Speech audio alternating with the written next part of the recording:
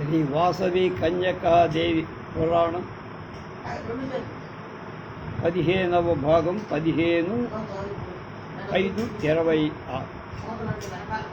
కుసుమ శ్రేష్ఠి వివాహం అతని పరిపాలనా విధానం చెప్తున్నారు. ఈ గ్రంథాన్ని పురాణాన్ని రాసిన కొల్లిపర పాండురంగారావు. భాస్కరాచార్యుని శిక్షణలు బుద్ధి కాలంలోనే కుసుమ శ్రేష్ఠి వేదాంగాలను షట్ శాస్త్రాలను రాజోచితాలైన సమస్త విద్యలను సంపూర్ణంగా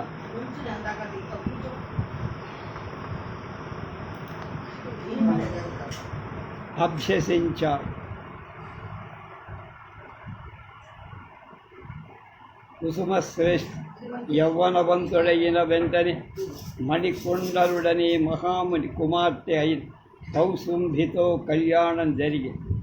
ఆ పైన కల్హర ప్రభు కుసుమ శ్రేష్ఠికి రాజ్యాధికారాన్ని అప్పగించి వానప్రస్థాశ్రమం స్వీకరించి వనాలకు వెళ్ళిపోయాడు. అరణ్యాలు. కుసుమ శ్రేష్ఠి 18 పట్టణాల నాయకులై నగర స్వాములతో ఒక మహాసమితిని ఒకదాన్ని ఏర్పాటు చేసి వాళ్ళ అభిప్రాయాలను మన్నిస్తూ గణతంత్ర విధానంతో వైశ్య సామ్రాజ్య ప్రజానురజ్యకంగా పాలించారు.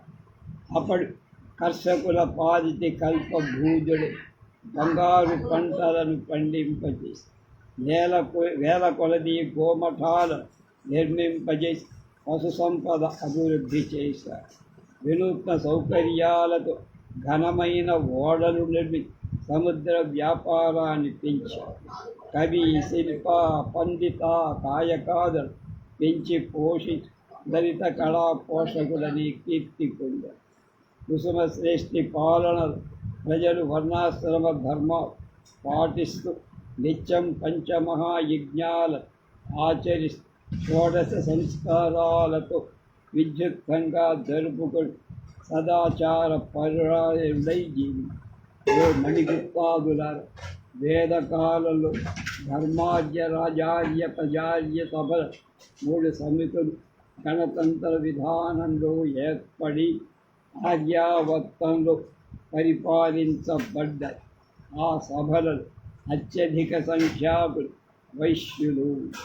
వాటి నుండి వైశ్యులకు రాజ్యపాలన అనుభవం ఉందని వేదం కూడా స్పష్టంగా చెప్పింది. 8వ అధ్యాయం సాలంకాయన మహర్షి మణిగుప్తాదుల కుసుమ శ్రేష్ఠి పూర్వ పరిత క్రమాన్ని గురించి, కుసుమ ఆర్యుని రాజ్య పరిపాలన వైశిష్ట్యాన్ని గురించి తెలిపిన తరువాత వాసవి కన్యకావతార గాథను గురించి ఇలా చెప్పి, మాయలార ఘోరమైన కలియుగంలో భయంకర హింస, అంతులేని అధర్మ, నిరంకుశత్వం, స్వార్థపరత్ మొదలైన దుష్ట గుణ భూమి మీద అపరిమితంగా పెరిగిపోయి భూలోకంలో క్రోధ సంభవులు, కపటులు అయిన నరాధము పరధనాలను అపహరిస్తున్న, పరకాంతాలతో రమిస్తూ మద్యపాన మత్తులై దుస్తులతో సంచరిస్తున్న, కంచే చేను మేసిన రక్షకులే భక్షకులవుతూ, సేవకులే తమ యజమానులు చంపేస్తూ, భార్యామోహితులైన కుమారు తల్లిదండ్రులు విడిచేస్తూ, అన్నదమ్ము ధన సంపదల కోసం పరస్పరం కలహించుకొని వైరాలు పెంచుతారు. ధనబల దత్పయుక్తులైన శాసకులు నిరంకుశులై ప్రజాశోషకులై వారి సిరి సంపదలను హరిస్తారు. భూమి మీద ఎక్కడ చూసినా రక్తదాహం, ఎక్కడ విన్నా దీన ఆత్మారవం. వర్ణాశ్రమ ధర్మాలు అంతరించిపోయాయి. దుష్టత్వం హద్దులు మీద, శిష్టత్వంకి రక్షణ లేకుండా ఈ భయంకర ధర్మగ్రాలు త్రిమూర్తులు గమనించారు. దుష్ట శిక్షణ, శిష్ట రక్షణ, ధర్మ ప్రతిష్టాపన సమయం ఆసన్నమైందని. కానీ ధరణిలో మితిమీరుతున్న అధర్మం అంతమొందించి ధర్మాన్ని నిలపటానికి తగిన మార్గం తెలియకుండా లోకపాలకు త్రిమూర్తులు చాలా వ్యాకుల చిత్తులై ఆది పరాశక్తిని దర్శించింది విన్నవించి, దేవి భక్తవర ప్రదాయిని, మేము ప్రతి యుగంలో దుష్టులంతం చేసి శిష్టరక్షణ చేయటం భూమిలో అంతరిస్తాం. కానీ ఘోరమై ఈ కలియుగంలో ఇవాళ సమస్త రాజు అధర్మపరులై నిరంకుశులైపోయి ప్రజలు ధర్మభ్రష్టులై యథాపూర్వం దుష్టులందరినీ సంహరిస్తే రాత్రి తలమంతా శ్మశానమైపోగల ఈ స్థితిలో ధర్మరక్షణకు తగిన మార్గం తెలియక మేము కొట్టుమెత్తాడుతున్నాం. మాకు సరైన మార్గనిర్దేశం చెయ్యాలి. త్రిమూర్తుల చేత అడగబడిన పరాశక్తి లోకపాలకులారా, విచారం వద్దు. నేటి వరకు శిష్టరక్షణకై దుష్టులను సంహరించే హింసాయుత విధానం దైవ అవతారాలచే అవలింపబడి, కానీ ఈ యుగంలో హింసాయుత మార్గం దుష్టులను సంహరించటం కాక అహింసాయుత విధానం వారిలో దుష్టత్వాన్ని అంతమొందించే మార్గమే మనం అనుసరించాలి. నాడు భక్త శ్రేష్ఠుడైన సోమదత్తుడు నేడు కుసుమ శ్రేష్ఠి అయిన పేర జన్మి భూమి పాలిస్తూ, నేను అతని కుమార్తెని వాసవి కన్యక పేరుతో అవనిలో అవతరిస్తా. తర్వాత ప్రేమ, శాంతి, సత్యం, త్యాగాలు గుణాలు ఆయుధాలుగా చేసుకొని అహింసా మార్గాన్ని అవలంబించి కొత్త విధాన ప్రపంచం ధర్మ ప్రతిష్టాపన చేస్తా. నిరంకుశత్వాన్ని రూపుమాపు వర్ణాశ్రమ ధర్మాలను రక్షిస్తా. శాంతి అహింసల శత్రువులను ఎదుర్కొని వాళ్ళని జయించే మార్గ ప్రపంచానికి బోధిస్తా. ఈ కలియుగంలో ధర్మ ఉద్ధరణ అహింసా మార్గం ఒక్కటే అనుసరణీయం అని ఉద్బోధి ఆ జగన్మాత ఆచరింపబడిన అద్భుత విధానాన్ని గురించి త్రిమూర్తులు సంతుష్టంతో తమ నెలవులకు వెళ్ళి ఉత్తరకామేష్టి యజ్ఞం వాసవి విరూపాక్షుల జనం. ఇక్కడ నైశ్యరాజ్యంలో ప్రజానురకంగా పాలిస్తున్న ధర్మమూర్తి అయిన కుసుమశ్రేష్ఠి చాలా కాలాన్ని సంతాన ప్రాప్తిగా, అందువల్ల అతడు మిక్కిలి సంతాపం చేసి గురువైన భాస్కరాచార్యుడు తన దుఃఖాన్ని చెప్పి గోదాచి రాజాని దుఃఖింపాల్సిన పనిలేదు. పూర్వం ఇంద్ర సమానుడై దశరథ మహారాజు సంతానార్థం వశిష్ఠ మహర్షి ఆజ్ఞచే ఉత్తర కామేష్టి యజ్ఞం చేశారు. రత్నాల వంటి నలుగురు కుమారులు పుట్టారు. నువ్వు కూడా ఉత్తర కామేష్టి చెయ్యి. అప్పుడు కుసుమశ్రేష్ఠి గురువు ఆజ్ఞ ప్రకారం యాగదీక్ష వహించి వేదోక్త విధితో మహావైభవం భాస్కరాచార్యుడి ఆధ్వర్యంలో సకల బంధుమిత్ర విప్రోత్తమ సమేతుడై ఉత్తరకామేష్టి మహాయజ్ఞాన్ని నిర్వహించాడు. మహాశక్తి సంతోషించి హోమకుండంలో ప్రత్యక్షమై కుసుమశ్రేష్ఠి గొప్ప బంగారు పాయస పాత్రనిచ్చి, అలా పరాశక్తి వరప్రసాదమై పాయస పాత్ర పొందిన కుసుమశ్రేష్ఠి మహానందభరితుడి తన భార్యకిచ్చారు. ఆమె పరమ భక్తితో దాన్ని భుజించి కొద్ది కాలంలోనే గర్భాన్ని ధరి గర్భవతి అయిన కుసుమాంబ 4 మాసాలు నిండగానే గర్భరక్షణ కోసం శక్తివంతమైన సంతతి కోసం గృహ్యసూత్రోక్త ప్రకారం కుసుమశ్రేష్ఠి పుంసవన సంస్కారం చేయించారు. 7వ మాసంలో గర్భస్థ రేమంతి సౌభాగ్యదామైకమై సీమంత ఉత్సవం సంస్కారం.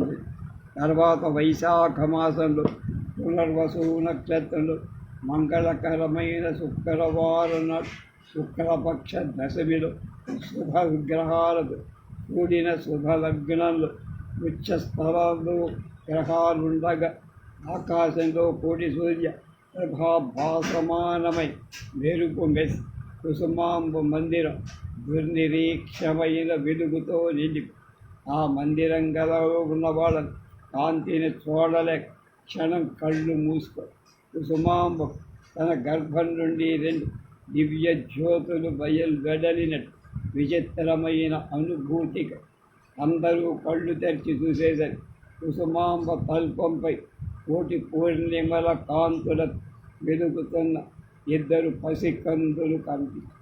రాజుకు ఒక కుమార్తె ఒక కుమారుడు కవలులుగా జన్మించారన్న వార్త క్షణంలో నగరంలో వ్యాపించి అలాగే కుసుమ శ్రేష్ఠి పుత్ర పుత్రికలు ఆనంద సాగరంలో తేలారు. కుసుమాంబకు ఆ బాలిక తమ ఎలవేల్పైన పరాశక్తిగా బాలుడు ఈశ్వరుడుగా కనిపి సంభ్రమాశ్చర్యాలు కుసుమశ్రేష్ఠ ఆ బాలిక తేజోమయి దివ్య రూపిణి చతుర్భుజోపేత శుకపద్మపాశ విపంచికలను ధరించింది. చంద్రకోటి సమకాంతితో వెలిగేది బహువిధ భవ్యాభరణ భూషిత రత్న కాంచన కిరీటధారిణి సువర్ణ వజ్ఞోజ్వల లతా తన్వి అయి పరాంబికగా సాక్షాత్కరించి దేవుని చూసి కుసుమశ్రేష్ఠ ఆశ్చర్య చేకుదరు. అప్పుడాది వాటికి దివ్య జ్ఞానం ప్రసాదించి గంభీరమైన మాటలతో నాయన నీకు మంగళము, నువ్వు పూర్వజనంలో సమాధి అనే పేరు కల నాటిని అమోఘమైన తపోబల అతిశయించే వరం పొంది అఖిల లోకేశ్వరిరైన నన్ను నేడు కుసుమగా పొందావు, కుమార్తెగా పొందావు అని పలికి దివ్యవాణి అంతర్ధారం. వెంటనే మాయ చేత కప్పబడి కుసుమశ్రేష్ఠ దాని స్వప్నంగా భావి ప్రాకృత మానవుడిలాగా మోహితాడు. కుసుమశ్రేష్ఠి ఆజ్ఞ చేత వెలుగొండలో సమస్త దేవాలయాలు అర్చనాది మహోత్సవాలు జరిపించారు. విప్రోత్తముల పారితోషకాలిచ్చారు. మహాదానాలు ఇవ్వాలి. నగరి వెనుకొండ ఆనంద కోలాహలంతో నిండిపోయింది. వాసవి విరూపాక్షుల జరిగిన బాల్య సంస్కార విధులు. అప్పుడు భాస్కరాచార్య నవజాత శిశువులకు నాభిచ్ఛేదం చేయి మధుకృత వ్యక్తమైన స్వర్ణ కళాధర బిడ్డల నాల్కలపై ఓంకార బీజం రాసి వాళ్ళకి విద్యుక్తంగా జాతకను సంస్కారం చేయించి ఆ శిశువులు జన్మించిన 11వ రోజు కుసుమ శ్రేష్ఠి వైభవోపేతంగా నామకరణ సంస్కారం చేయటానికి ఏర్పాటు చేశారు. భాస్కరాచార్య రాజజ్యోతిషులు మహా తేజోవంతులై ఆ బిడ్డల జాతకాలు ఊహాతీత విశేషాలు ఉండటం చేత కుసుమాంబను కలిగిన దివ్యానుభూతిని గురించి తెలుసుకొని ఆ బాలబాలికలు ఏ పేర్లు పెట్టాలా అని ఆలోచన నిమగ్నులై ఉండగా సహస్రాధిక మధుర మంజుల వీణా నినాద సదృశమైన ధ్వనితో ఆకాశం నుండి ఒక అశరీర ఇలా వినిపి పూర్వం ఈ బాలిక విష్ణువై వాసుదేవుడికి సోదరి ఆవిర్భవించింది కనుక ఈమె వాసవి అనే పేరుతో ప్రసిద్ధురాలు. పూర్వంలో ఈ దేవి విష్ణువు చేత యోగమాయా కంజక కీర్తింపబడింది కనుక కంజక అనే పేరుతో కూడా ప్రసిద్ధురాలు అని పలికి అశరీర వాక్కులు విన్న భాస్కరాచార్యాది పండితుడు ఆ బాలిక వాసవి కంజక అని నామకరణం చేసి విరూపాక్ష తేజంతో విరాజిల్లుతో బాలుడి విరూపాక్షుడు అంటే శివుడనే పేరు. ఇద్దరు బిడ్డలు దినదినాభివృద్ధి చెందు తల్లిదండ్రులు బంధుమిత్రులకు పరమ ఆనందాన్ని కలిగి ఆ శిశువులకు 3 మాసాలు నిండిన తర్వాత నిష్క్రమణ సంస్కారం, 7 మాసాల తర్వాత అన్నప్రాసన చేశారు. లేక కలిగిన వాళ్ళిద్దరికి 3.5 ఏళ్ల వయస్సులోకి వచ్చేశారు. అప్పుడు కుసుమార్య ప్రభు వాళ్ళకి కర్ణవేద సంస్కారం ముగ్గుల మూటగట్టు అందచందాల బాల్య చేస్తులకు విరాజిల్లుతున్న వాసవి విరూపాక్షులను చూసి వాళ్ళంతా హర్ష పులకాంకిత దేవులై గురిసిపోయి వాసవి బాలయన్ ఆ పసితనములోని అనేక విధాలైన దివ్య లక్షణాలు కలపడు. ఆ బాలిక యొక్క అద్భుత లీల క్రీడలు అందరినీ ఆశ్చర్య సాగరం ముంచి వేస్తారు అని చెప్పిన సాలంకాయన ఋషి సాధన వాసవి విరూపాక్షుల జన్మ వృత్తాంత వాళ్ళకి జరిగిన సంస్కారాలు విశేషాలు విన్న మణిగుప్తాలు తమ గురువుతో ఆచార్యవర్య మీ నుండి మహత్తరమైన విషయాలు విన్నాను.